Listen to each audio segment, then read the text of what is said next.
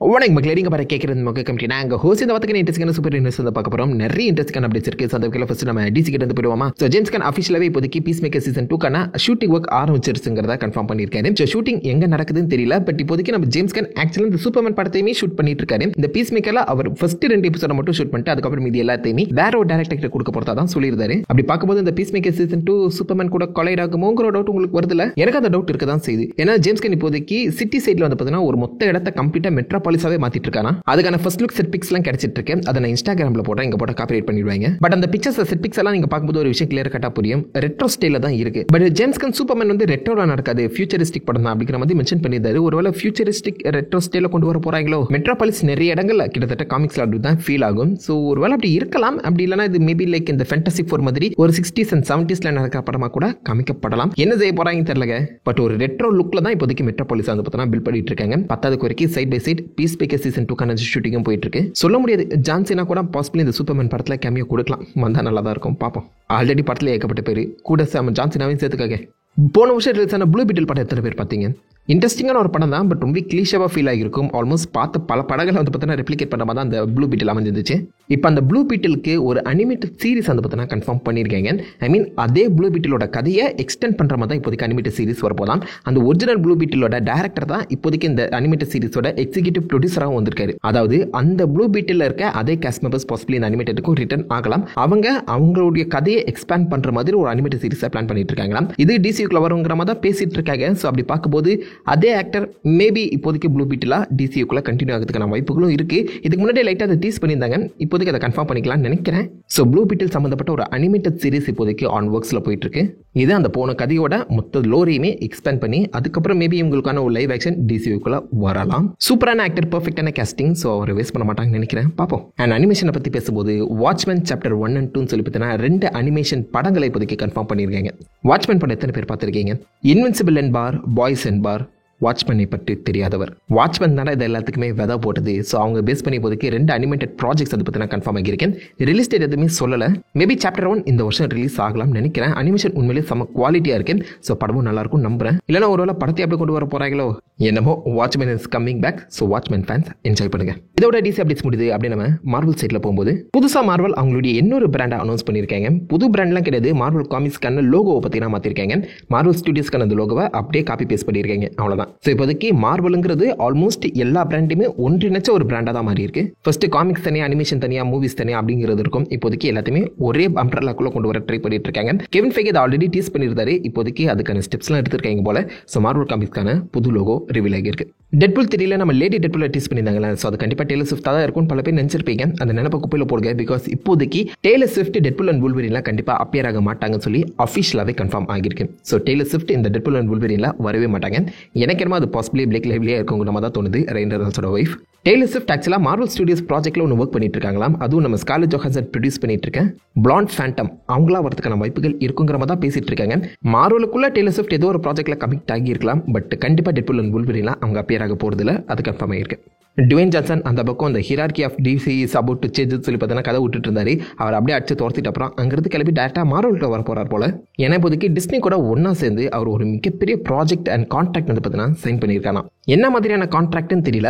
But அவர் நினைச்சா இதுக்கப்புறம் வரப்போற அந்த ஸ்டார் வார்ஸா இருக்கட்டும், மார்வலா இருக்கட்டும், எதில் நினைச்சு அப்பியர் ஆக முடியும். ஏதாவது ஒரு முக்கியமான ரோல் கூட எடுத்து பண்ண முடியும். ஸோ டுவேன் ஜான்சன் ஃபியூச்சர்ல மார்வல் அப்பியர் ஆகிறதுக்கான வாய்ப்புகள் இப்போதைக்கு அதிகமாக இருக்கு. என்ன மாதிரியான ரோல்னு தெரியல. பட் இப்போதைக்கு டிஸ்னி கூட ஒரு மிகப்பெரிய சைனிங் பண்ணியிருக்காரு. இங்கிட்டு வந்து இந்த ஹியரார்கி ஆஃப் அபவுட் டு சேஞ்சுங்கிற மாதிரி கதை விட்டுட்டு இருந்தானா அவ்வளோதான். பார்ப்போம் வராரா இல்லையான்னு. எல்லாருமே ஸ்பைடர்வர்ஸ்ல மிக்வெல் ஒஹாராவை பார்த்துருப்பீங்க. ஆக்சுவலாக மிக்வெல் ஒஹாராவை அடுத்து வரப்போற அவெஞ்சர்ஸ் 5 வந்து பார்த்தீங்கன்னா ஒரு முக்கியமான ரோல் பிளே பண்ணுறதுக்காக மார்வல் ஆக்சுவலாக சோனி கிட்ட வந்து கேட்டிருக்காங்க. மிக்வெல் ஒஹாரா அண்ட் கேங் ஒன்னா சேர்ந்து இந்த டைம்ல கண்ட்ரோல் பண்ற மாதிரி தான் பிளானே இருந்திருக்கு போல. பட் சோனி வந்து பார்த்தீங்கன்னா நீங்க ரொம்ப கேட்குறீங்க, ஸ்பைடர்மேன் மட்டும் தான் கேட்டீங்க, கொடுத்தாச்சு, பொத்தின்னு ஓரமாக நிலுங்க, மிக்வெல்லாம் கொடுக்க முடியாது அப்படிங்கிற மாதிரி ஓப்பனாக சொல்லிட்டாங்களா. எம்சியூ அளவுக்கு மீறி ரொம்ப அதிகமாக கேட்குறாங்க அப்படிங்கிற மாதிரி சோனி கமெண்ட் பண்ணியிருக்கதா இப்போதைக்கு ஒரு ரிப்போர்ட் சொல்லுது. ஸோ ஒரிஜினல் பிளான் பண்ணி நம்ம கேங் அண்ட் மிக்வெல் ஒன்னா சேர்ந்து தான் அவெஞ்சர்ஸ் 5 ஒரு மிகப்பெரிய சம்பவம் செய்யற மாதிரி பிளான் பண்ணிட்டு இருக்காங்க. அதுக்கான அடித்தளம் ஸ்பைடர்வர்ஸ்லேயே போடப்பட்டு இருந்துச்சு.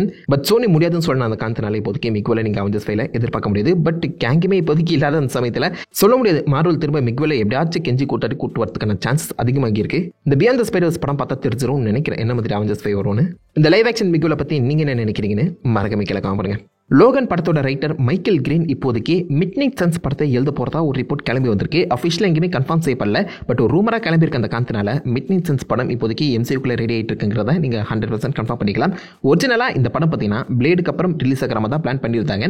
பிளேடு டெக்னிக்கலா மிட்நைட் சன்ஸ்க்கான அடித்தளமா தான் வர வேண்டியது. பிளேட் அண்ட் மூன் நைட்ல கூட அதை லைட்டா டீஸ் பண்ணியிருப்பாங்கன்னு சொல்லலாம். ஆல்சோ இட்டர்னல்ஸ்ல நம்ம பிளேட் வந்து பார்த்தீங்கன்னா இந்த பிளாக் நைட் மீட் பண்ணி பேசுற மாதிரி ஒரு சீக்வன்ஸ் அமைக்கப்பட்டிருக்கும். ஸோ கொஞ்சமா இந்த மிட்நைட் சன்ஸ்க்கான அந்த அடித்தளம் போடப்பட்டு தான் இருக்கு. ஸோ இப்போதைக்கு இந்த படத்தை வந்து கொண்டு வரதுக்காக மைக்கேல் கிரீனுங்கிற ரைட்டரை உள்ள கூட்டிட்டு வந்திருக்க மாதிரி சொல்றாங்க. பட் இது ஒரு பக்கம் இருந்தாலும் பிளேட் படம் வருமா இல்லையாங்கிறது நீங்க கேட்கறது புரியுது. இப்போதைக்கு அந்த பிளேட் படத்தோட ரைட்டர் அண்ட் டேரக்டரை கம்ப்ளீட்டா ஃபயர் பண்ணி பிளாக் விடோ படத்தோட ரைட்டரை உள்ள இறக்கி இருக்காங்களாம். டேரக்டர் இல்லாம பிளேட் படம் திரும்பவும் திண்டாடிட்டு இருக்கு. யான் டெமாங்கே 3வது டேரக்டரா கேஸ் பண்ணப்பட்டிருந்தாரு. அவரையுமே ஃபயர் பண்ணி இப்போதைக்கு புது டேரக்டர் வந்து பார்த்தீங்கன்னா மார்வல் தேடிட்டு இருக்காங்க. இந்த படம் லிட்டரலி ஒரு சாபிக்கேடான படமாக தான் மாறி இருக்கு. கடைசி வரைக்கும் நம்மளுக்கு பிளேட் படம் கிடைக்காது போல. ஸோ பிளேட் தான் ஆக்சுவலாக மிட்நைட் சன்ஸ்க்கான அடித்தளமாக வர வேண்டியது. இப்போ அந்த ரோல் வந்து சுவிட்ச் ஆகிடும் போல. மிட்நைட் சன்ஸ் ரிலீஸ் ஆகி அதுக்கப்புறம் தான் பிளேட் வரும் நம்புறேன். இந்த மஹர்ஷல் அலியோட அட்டர்னி வந்து பார்த்தீங்கன்னா 2019 சைன் பண்ணப்பட்ட ஒரு ப்ராஜெக்ட் இப்போ வரைக்கும் எடுக்கப்படாதது நினைச்சு எனக்கு ரொம்ப வருத்தமாக தான் இருக்கு. என்னுடைய கிளைண்ட் மஹர்ஷல் அலியை நினைச்சு ரொம்ப பாவமாக இருக்குங்கிற மாதிரி ஓப்பனாகவே ஒரு அறிக்கை கொடுத்துருக்காங்க. எனக்கு என்னவா அடுத்த அனௌன்ஸ்மெண்ட் கண்டிப்பாக மஹர்ஷல் அலி இந்த பிளேட் விட்டு விலகிட்டாருங்கிற மாதிரி அப்டேட் கிடைக்கும் போல. பாவங்க அந்த மனுஷன். ஜுராசிக் பார்க் ரீபூட் படத்தில் அவர் நடிக்க போகிறதா ஒரு ரூமை கிளம்பி இருந்துச்சுல, அது உண்மையாக இருக்க சான்சஸ் அதிகம். பிகாஸ் இப்போதைக்கு அந்த படத்துக்கான ஷூட்டிங் ஆரம்பிச்சிட்டாங்க. 2 மாசத்துக்கு முன்னாடி அனௌன்ஸ் பண்ணப்பட்ட ஜுராசிக் வேர்ல்டு 4 அந்த படத்தோட ஷூட்டிங் இப்போதைக்கு ஆரம்பிச்சிட்டாங்க. அங்க என்னடானா நம்ம பிளேடு படத்தை அனௌன்ஸ் பண்ணி 5 வருஷம் கழிச்சு எந்த ஒரு ஷாட்டுமே எடுக்காம கடத்திட்டு இருக்காங்க. ஜுராசிக் வேர்ல்டு கிட்ட வாங்கி குடிக்கடா அப்படின்னு சொல்ற மாதிரி தான் எனக்கு ஃபீல் ஆகுது. பட் இவ்வளவு தூரம் நம்ம பிளேடு படத்தை எடுத்தே ஆகணும்னு சொல்லி கேம் ஃபேக்கே நிக்கிறதுக்கான காரணம் அது மிட்நைட் சன்ஸ்க்கான ஒரு மிகப்பெரிய லீடப்பா வரப்போகுது. அண்ட் பிளேடுங்கிறது ஒரு முக்கியமான படமா பார்த்தீங்கன்னா கேம் ஃபேக்கே பார்க்கறாராம். அதனால தான் இவ்வளவு டிலே நடந்தாலும் அந்த படத்தை எடுத்தே ஆகணுங்கிற மாதிரி நம்ம கேம் ஃபேக்கே ஒத்த கால நிற்கிறாராம். என்னமோ ஒரு குவாலிட்டியான ப்ராஜெக்டை கொடுக்கணும்னு பிளான் பண்ணிட்டு இருக்காங்க. பாப்பா அந்த ப்ராஜெக்ட் வருதா இல்லையான்னு நீங்கள் என்ன நினைக்கிறீங்க? இந்த பிளேடோட நிலைமை பற்றி கொத்தாச்சா மறக்க வைக்கலாம் காப்பாடுங்க. அப்படியே ஸ்பைடர்மேன் கிட்ட போகும்போது ஸ்பைடர்மேன் 4க்கான இந்த ஒர்க் வந்து பார்த்தீங்கன்னா ஆரம்பிக்க போகிறதா சொல்லப்படுது. அதுக்கான ஸ்கிரிப்ட் ஒர்க்கில் பார்க்கும்போது ஒரு டிப்ரெஸ்டான ஸ்பைடர்மேனை தான் நம்ம இந்த படத்தில் பார்ப்போம் அப்படிங்கிற மாதிரி மென்ஷன் பண்ணியிருக்காங்க. ஆல்ரெடி இந்த மனுஷன் எல்லாருமே இழந்து ரொம்ப தனிமையில் தான் இருக்க போறாரு. ஸோ டிப்ரெஷனால தாக்கப்பட்ட பீட்டை பார்க்குற இந்த படத்தில் பார்ப்போமா. அது மட்டும் இல்லாமல் இந்த படத்துலையும் நம்ம Doc Ock and Green Goblin வரதுக்கான வாய்ப்புகள் இருக்குங்கிற மாதிரி சொல்கிறாங்க. மல்டிவர்சல் லெவலில் கிடையாது. ஸோ போன படம் நோ வே ஹோமில் இந்த டாக் காக் அண்ட் கிரீன் காப்ளினை பார்த்து இன்ஸ்பயர் ஆகி இந்த உலகத்தில் இருக்க சில வில்லன்கள் பார்த்தீங்கன்னா தங்களை தானே இந்த டாக் காக் அண்ட் கிரீன் காப்ளினா மாற்றிக்கிட்டு வருவாங்களாம். ஸோ அப்படி தான் இந்த யூனிவர்ஸில் கிரீன் காப்ளின் டாக் காக் வர மாதிரி சொல்லப்படுது. பீட்டர் பார்க்கர் கிரீன் காப்ளின் பார்த்தா கண்டிப்பாக பிடிஎஸ்டிக்குள்ள போய் ஆன்மேவை எழுந்த விஷயத்தை எல்லாத்தையுமே யோசிச்சு பார்ப்பாரு நம்புறேன். ஸோ என்ன நடக்க போகுதுன்னு தெரியல. டேரக்டர் அனௌன்ஸ் பண்ணிட்டாங்கன்னா இந்த வருஷத்தோட எண்ட்லேயே ஷூட்டிங் ஆரம்பிச்சிடும். அடுத்த வருஷம் நீங்கள் பாசிபிளி ஸ்பைடர்மேன் 4 பார்த்துடலாம்.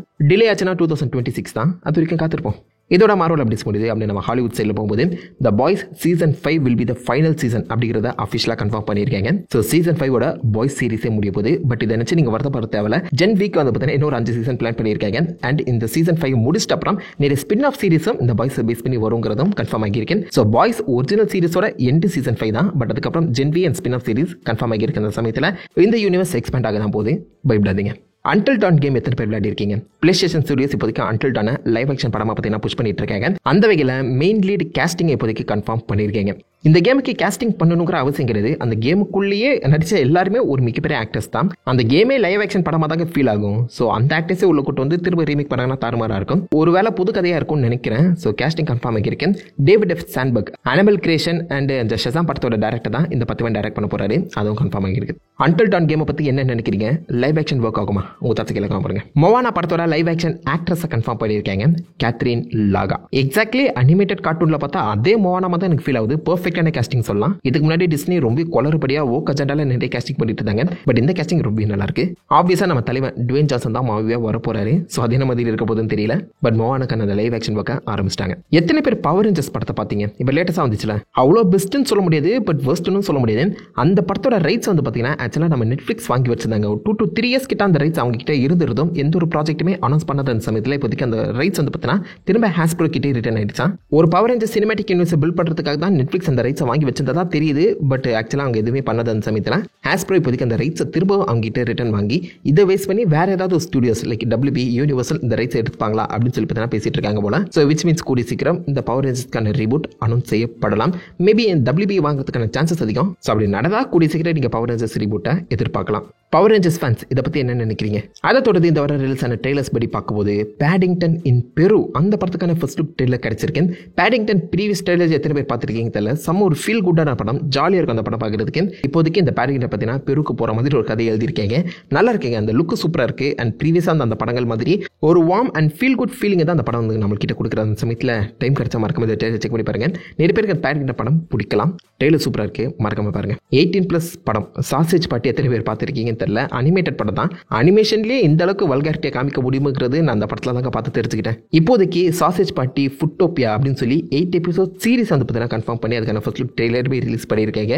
அந்த படம் தான் வல்கராக இருந்துச்சு, பார்த்தா இந்த ட்ரெய்லர் பயங்கர வல்கராக இருக்கே, இதெல்லாம் பார்த்தா சாப்பிட்ட தோணாதேடா அப்படிங்கிற மாதிரி ஒரு தாட் வருது. ஸோ அகெயின் டைம் கிடைச்சா 18+ இருந்தீங்கன்னா சாசேஜ் பார்ட்டி ட்ரெய்லர் செக் பண்ணி பாருங்க. அண்ட் ஃபைனலி நம்ம டேவ் பாட்டிஸ்டாவோட மை ஸ்பை 2க்கான ஃபர்ஸ்ட் லுக் ட்ரெய்லர் கிடைச்சிருக்கேன். மை ஸ்பை 1 எத்தனை பேர் பார்த்தீங்கன்னு தெரியல, அதுவுமே ஒரு ஃபீல் குட்டான ஒரு ஆக்ஷன் பேக்டான படம் தான். ஸோ இப்போதைக்கு அந்த படத்தில் அந்த குட்டி பொண்ணு பெரிய பொண்ணாகி அவளுமே இந்த பட்டிஸ்டாக்கு ஹெல்ப் பண்ணுற ஒரு ஸ்பையாக வர மாதிரி இந்த கதையை வந்து கொண்டு போயிருக்காங்க. அண்ட் வழக்கு போல தான் நியூக்ளியர் பாம்பை தடுக்கிற மாதிரி தான் கதை எழுதப்பட்டிருக்கு.